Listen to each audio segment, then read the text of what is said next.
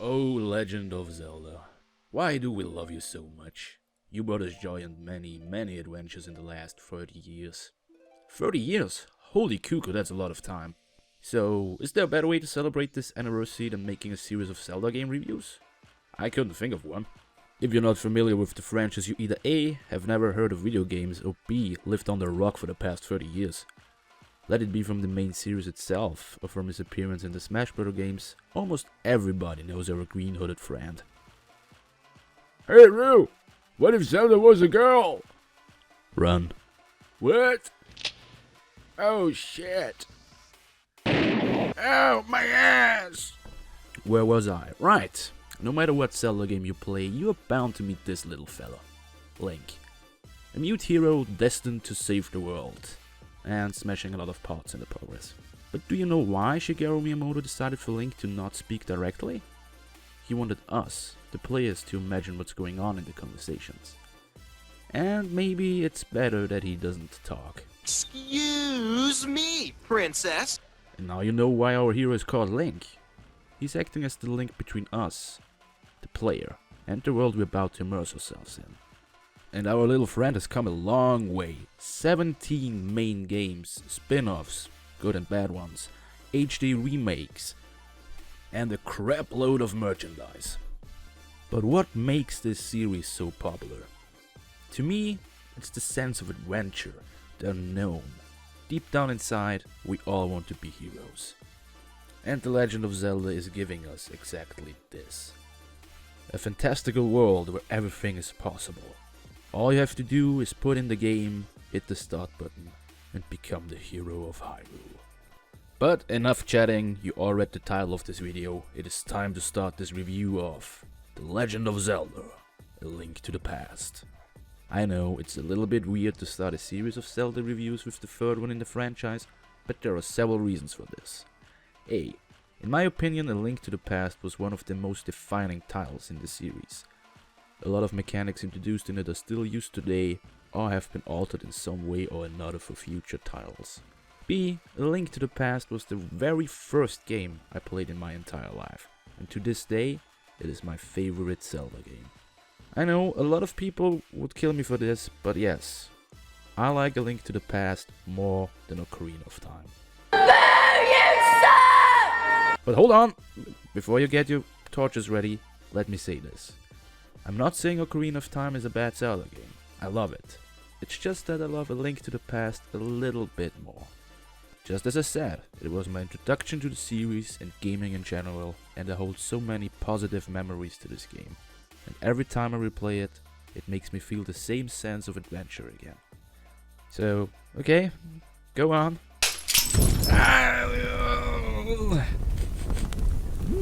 I smell delicious.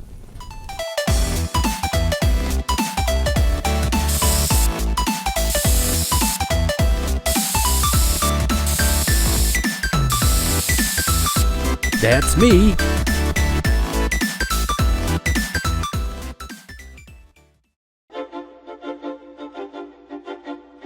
Hundreds of years ago, the presence of the Golden Power, Triforce, attracted not only heroes, but dark forces to the kingdom of Hyrule. To put an end to this war, 7 sages sealed off the gateway to the Golden Power, and once again, Hyrule was safe. It would be a short game if it was only that, right?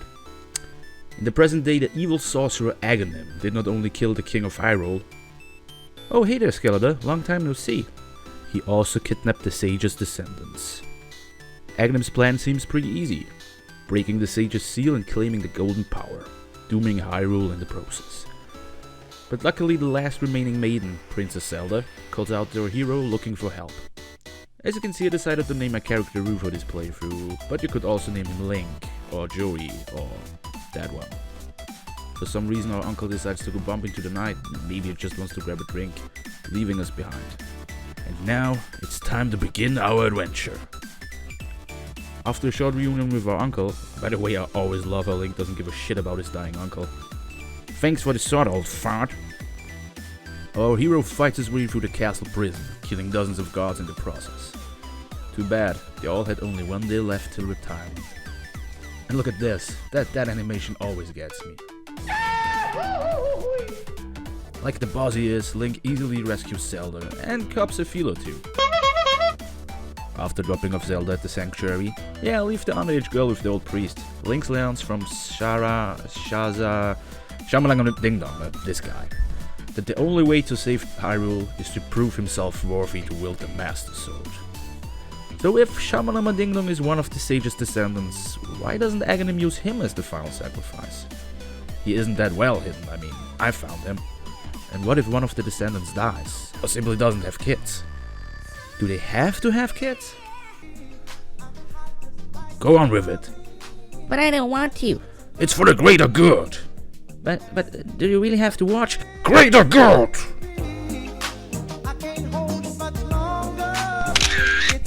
Oh yeah.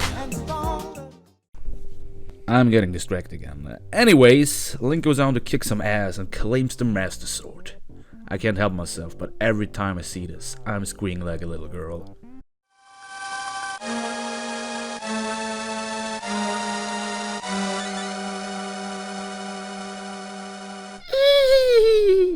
But oh no, Zelda got kidnapped. What a surprise. And now it's time to rise up against Aghanim's evil army and put an end to this. Because I am the hero of... Oh, I'm too late. Shit. You want to finish me off? What the... No thanks, wizard. I'm gonna pass on that. Aghanim succeeded in opening the portal to the Golden Realm, turning the once golden land into a monster-filled wasteland. No, not that one. Yeah, that one. So now our real adventure begins. Link has to travel the Dark World to free the 7 maidens, defeating Aghanim and bringing peace back to Hyrule.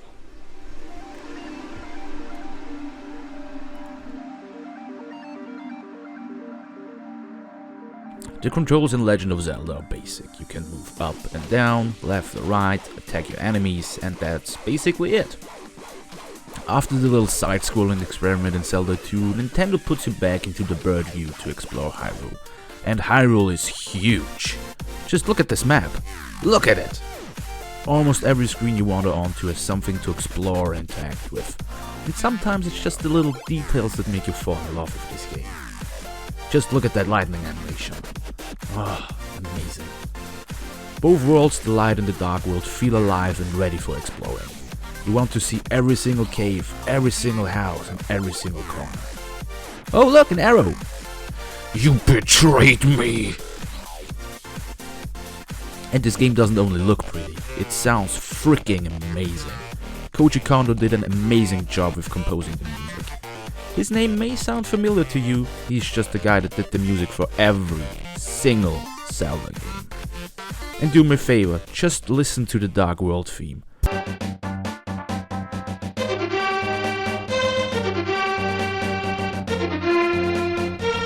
Now tell me you don't immediately want to go out, kill moblins or smash some pots. Oh, and don't get me started on the enemy design. Every single monster has their own unique look, speed and attack pattern. Even the different areas have their own significant monsters. How do you make a creepy desert even creepier? Add some ghosts. I'm afraid of no ghosts. Nailed it. A key element in every Zelda game are the dungeons.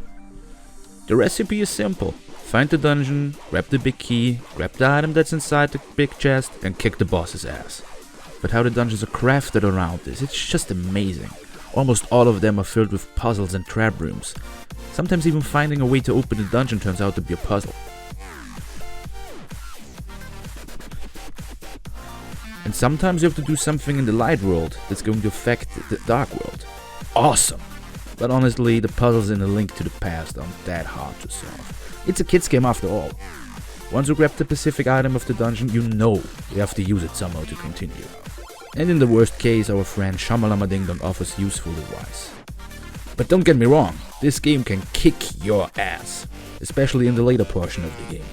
Some of the puzzles took me longer as I'm proud of to figure out, and the last 2 dungeons were really challenging. Every dungeon follows its own theme and has its characteristic feel to it. Yes, this game even got a water dungeon. I don't really see why people hate water dungeons in a Zelda game. Yeah, most of them include some water level rising bullshit. I just don't see why they are hated that much. I, for myself, loathe ice dungeons. Come on, move! Just move! Ah, fuck! Fuck this, I'm going back playing Minecraft. Oh, and the bosses. Every boss somehow fits the overall theme of its dungeon. Just take a look at them. To this day, some of them are one of my favorite boss battles of all time. And let's be honest, the bosses have always been a huge part in the Zelda franchise. Imagine this. You just spend an hour fighting your way through a dungeon. You unlock the last door and there's this small pause. Everything can be behind this door. A fire-breathing scorpion dragon, a cat in a blanket, or a giant eye. Yeah, someone at Nintendo really loves their eyes. And as the game progresses, some of those fights are really hard. I mean really hard. But I didn't care. Exactly that's the fun about these games. Figuring out what items fits the task best, analyzing the boss's attacks, and when's the best time to strike. I love it. But sometimes it comes down to this. Find the boss's weak spot and spam it with attacks until he's dead. And what's the deal with those easy to find and to exploit weak spots? You puny humans, your time has come. Oh shit. Almost even more important than the bosses are the items and collectibles in the Zelda game. A lot of items used in A Link to the Past became stellar for the franchise. For example, the bow and arrow, the boomerang, and the hookshot. And look at that, even Link is enjoying the hookshot. There's even a familiar looking flute. During your journey you will fill up your arsenal with weapons and gadgets. There's even the option to upgrade your already badass sword. Wait, you can feel it throbbing in your hand? Nice. You don't have to do it, but it makes you wonder. What item could be hiding in this cave? How do I get that heart piece? How do I get that last bottle? Well, thanks Bridge Hobo for the bottle, but I don't see a toilet around. I don't think I want this bottle anymore. There are tons of side quests and side activities in this game. You don't have to get some items, but it certainly feels good to do so. Yes, I know this game is almost 25 years old, but maybe there are people out there that haven't played it, so spoiler alert! After defeating Aghanim's minions and freeing Zelda, it is time to put an end to the wizard shenanigans. And we did it! He's that— oh, never mind. He's really Ganon. I know nowadays everybody knows that Ganon or his alter ego Ganondorf is the big bad in almost every Zelda game. But back in the day this came as a little bit of a surprise. Okay, they somewhat spoil you during the game, but people weren't expecting Ganon to return. Those who play The Legend of Zelda were sure he's dead for good. Of course, the pigmen stand no chance against their hero, and once again, peace returns to Hyrule. And while Link is holding Triforce in his hands, repairing the damage Ganon has done, you can't help but feel accomplished and proud of yourself. It was you who banished evil once again.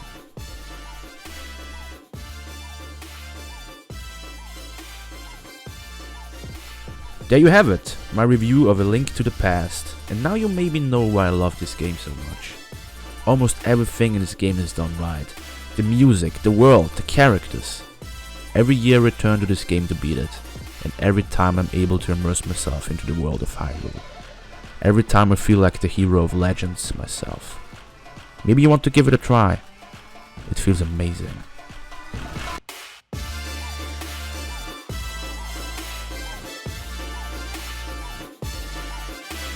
Hello guys, it's Rui again. I just wanted to thank you to make it to the end of the video, and I hope you enjoyed this first ever full review of The Legend of Zelda A Link to the Past. I had a lot of fun doing this video, and I hope you had just as much fun watching it. If you did enjoy this video, make sure to hit the like button, share the video with your friends, or maybe you want to subscribe to the channel to know when future videos are out. There's certainly coming more, or maybe you want to check out the previous videos I did. Do so by clicking the annotations on the screen. As always, stay tuned for more stuff. This is Roo signing off. Cheers!